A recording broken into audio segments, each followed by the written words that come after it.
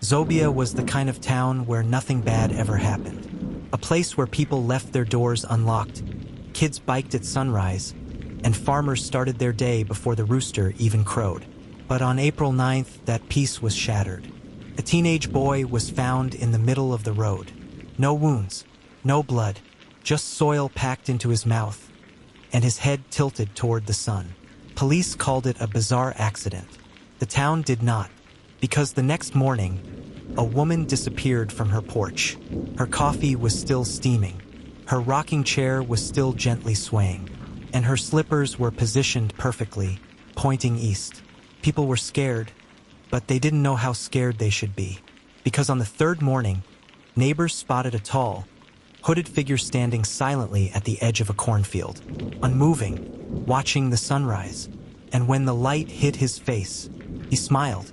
Everything changed when a teenage girl named Amina Reyes staggered into the sheriff's office barefoot and shaking. Her voice trembled as she whispered, "He waits for the dawn." Amina described being taken from her home just before sunrise. She woke in a dim underground room. Her captor spoke softly, too calmly. He said, "When the sun rises, the world resets. I'm just choosing who gets to witness it." She escaped only because the sunrise came late that morning due to heavy clouds. Detective Marlon Briggs listened carefully, and when Amina gave her description, officers froze. Tall man, gray hoodie, quiet voice, scar on the left jawline, eyes that never blinked. People across town recognized him. A handyman, always polite, always alone, always working before dawn. His name was Emmerich Vale. ZOBIA's monster had a face. At 3:52 a.m., police raided Emmerich Vale's workshop. It was silent, too silent. Inside, everything was neat, too neat. Tools lined up with surgical precision. Newspapers stacked in order, each one highlighting sunrise times. Then Briggs found a rug covering a trapdoor. Underneath, a ladder, a dirt tunnel, air so cold it felt alive.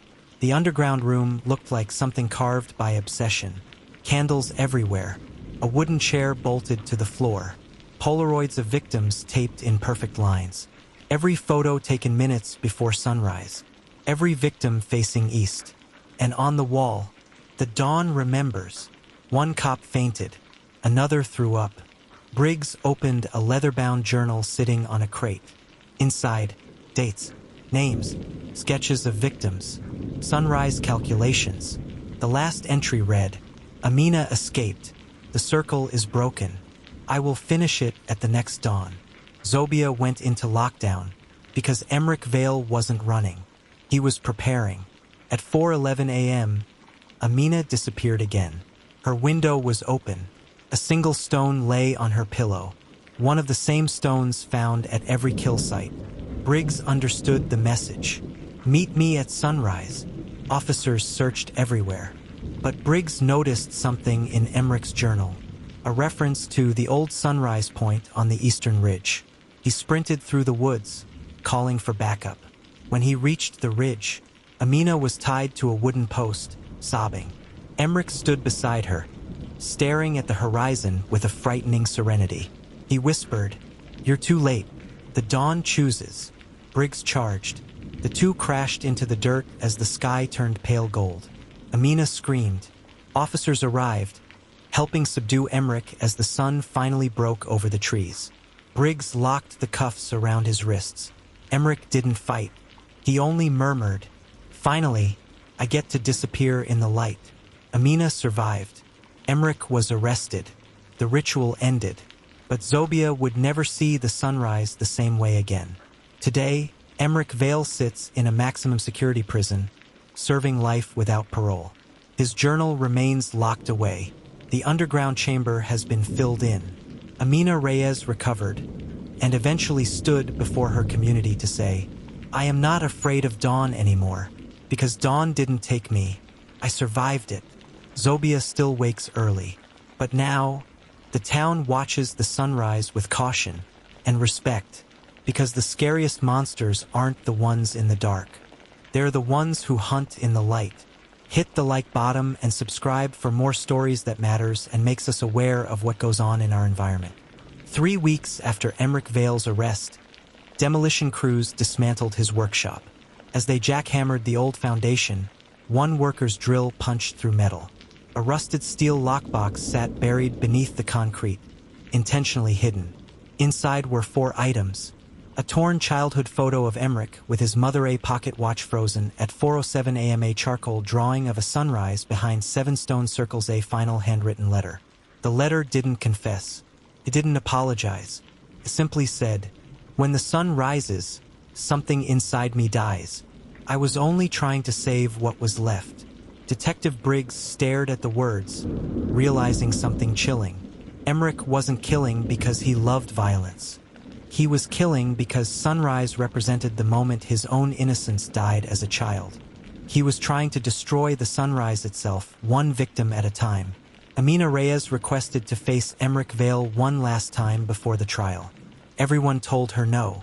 She insisted.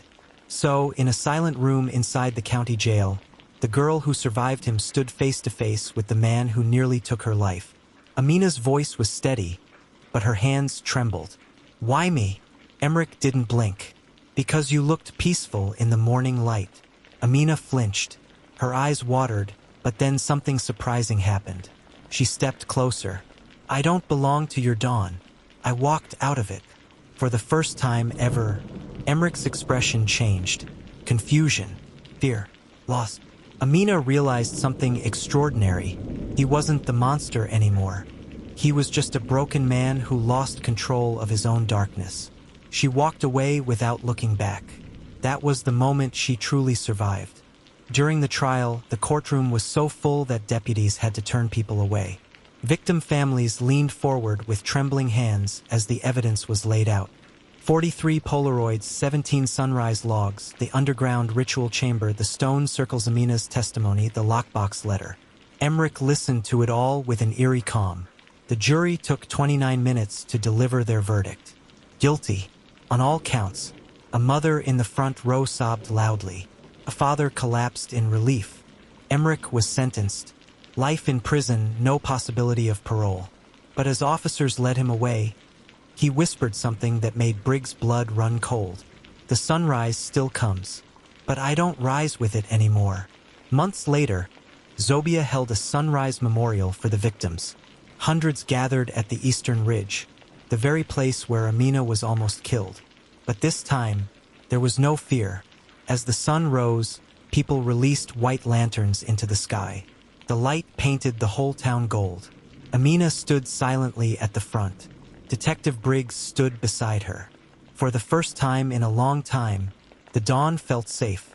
ZOBIA learned a painful truth, that evil doesn't always hide in the dark. Sometimes, it watches the sunrise with the rest of us. But this town also learned something stronger, that survivors don't break. They rise. Hit the like button and subscribe for more stories that matters and makes us aware of what goes on in our environment.